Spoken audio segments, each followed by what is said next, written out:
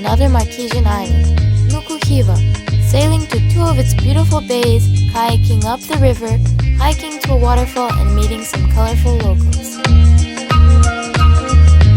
Next stop, the atolls of Tuamotus, a 450 nautical miles passage.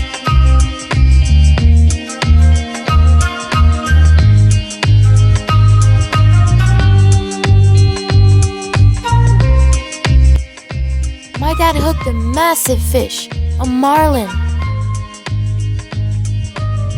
Wow, what a beautiful and powerful creature.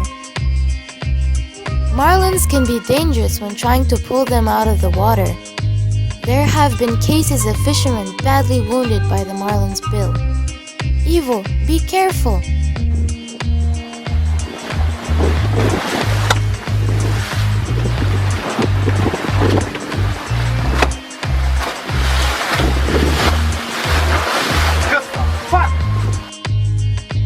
The marlin broke the line and got away. We probably wouldn't kill him anyway. He was way too big, too beautiful, and too rare a fish to kill.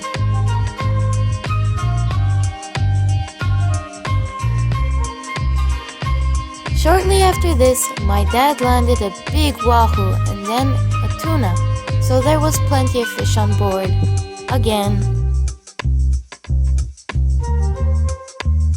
We caught a lot of tuna. This is part of it, and we have some more here. But we cannot eat it all, so I have to make some preserves. So I decided to cook it with tomato sauce and put it in jars so that it will stay longer.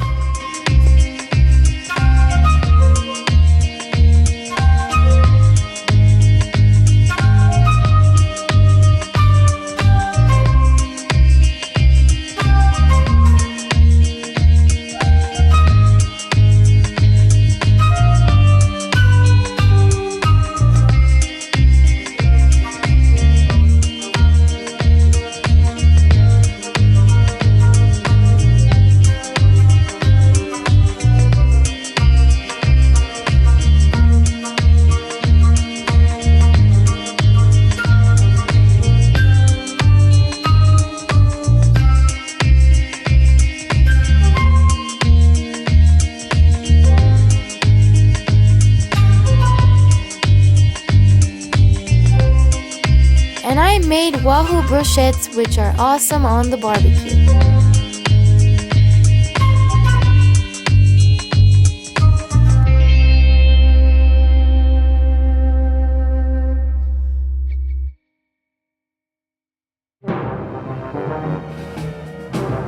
This passage took us 4 days and we hit the convergence zone.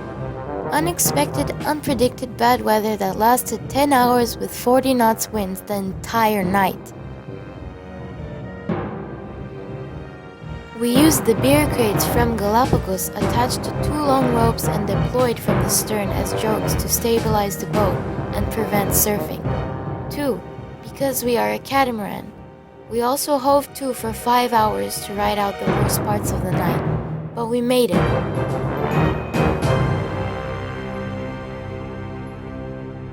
Yet, more scary times awaited us. The Tuamotu archipelago is also known as the Dangerous Archipelago. These low-lying atolls have claimed many boats wrecked on the reefs, which you cannot see at night. Even entering through the turbulent waters of the narrow passes can be disastrous.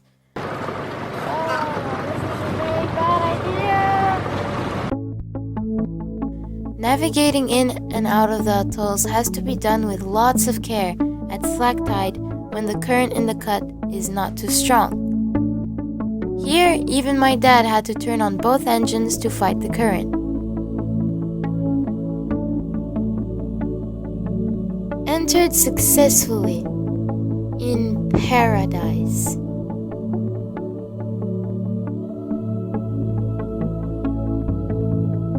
Not a single hotel, not a single tourist. A lagoon just for us with calm turquoise water surrounded by a string of little uninhabited islands with coconut palm trees and pink beaches. Like in the postcards, but real. An atoll is a coral reef enclosing a pool of water called a lagoon. Atolls form from a volcanic island circled by a coral reef. First, a volcano pops up from the sea. Then, corals start to form around the edges of the crater. With time, the volcano starts to sink back down into the sea and eventually disappears. But the ring of corals formed around it remains and even keeps growing, because the corals keep accumulating. Small flat coral and sand islands appear here and there on the edge of the lagoon, protected by a reef. Raroia is our first atoll. One of its smaller uninhabited islets is known as the Kon Tiki Island.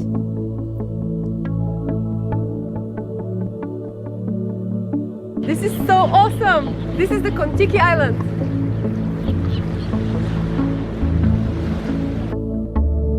Here upon the Tuamotu islet shipwrecked the Kon Tiki raft on August 7, 1947, led by Thor Heyerdahl and his crew, in memory of the pioneer of the pioneers who dedicated his life to put off the outer limits of human discoveries, over the limitless ocean.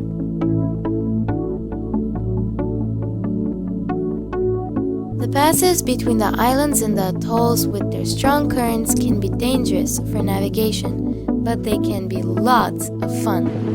I need a mask. Here it's all corals underneath. I'll put my mask and you just go and it's corals. The coral river.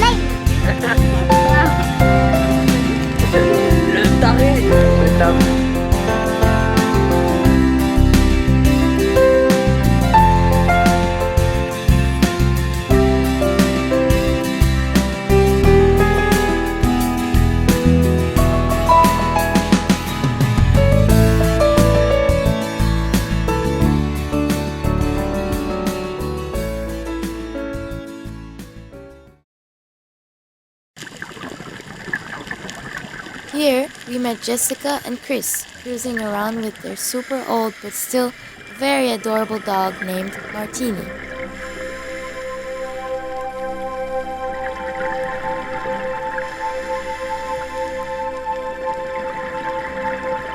They are professional divers and underwater photographers and took us to an awesome diving spot. Underwater canyons covered with healthy corals and teeming with fish. An underwater rainbow garden.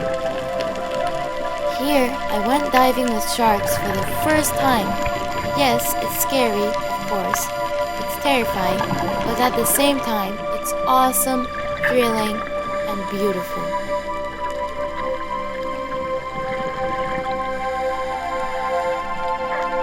Much worse than the sharks, there was one very cheeky and annoying remora.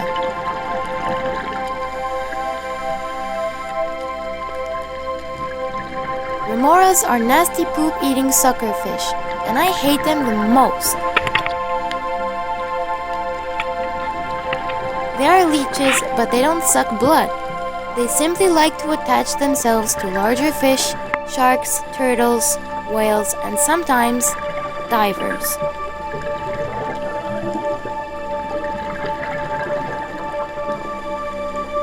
They do this thanks to a special sucking organ on their head, which looks like a big boot print, and scavenge leftover food from their hosts. Even poop. Yuck! This one tried to attach itself to me and to my dad. It got attached to Toby from Invictus.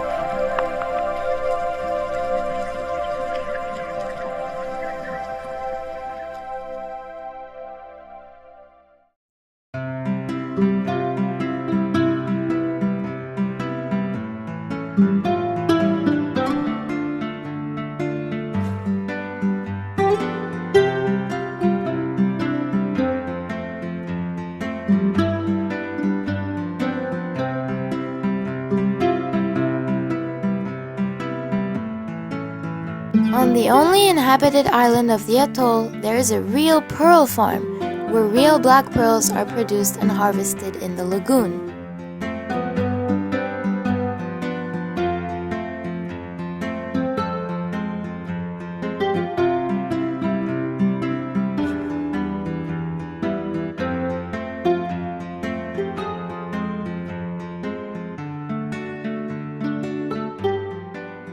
C'est quoi qui détermine le prix et la qualité de la perle?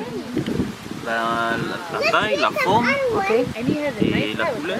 Mon père a été l'un des premiers perliculteurs et mon grand-père avant faisait le commerce de la coquille. Par contre. Voilà. Sinon, voilà, c'est une affaire familiale. Parce que nous, on dépend beaucoup du climat. La naque, elle dépend de la température de l'eau. Et ça a changé? Et ça a beaucoup changé. Voilà, on fait partie peut-être des derniers, on ne sait pas. Mais il y a de moins en moins de perliculteurs, ça devient de plus en plus compliqué de produire des perles. Est-ce que tu peux expliquer un petit peu le processus des perles? Combien de temps ça prend pour... Ça peut prendre plus d'un an. C'est selon le climat, selon la pousse. Mais en gros, ça prend 1 an, 6 mois, 1 an, 8 mois pour certains. Et combien de perles tu produis par année? Ah, ça c'est un chiffre que je ne peux pas donner. Ah oui, ok. Alors il y a des secrets de la profession. Il y a des secrets comme la profession.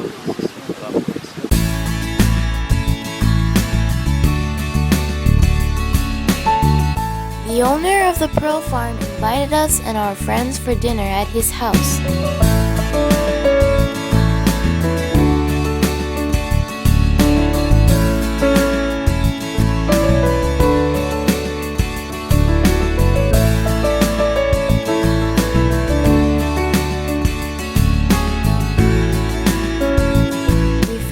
With this place, and we didn't want to leave it ever. But there are many more beautiful places ahead of us. Watch us next time visiting another one of the Tuamotu atolls, where my dad learned to dance like a real Polynesian.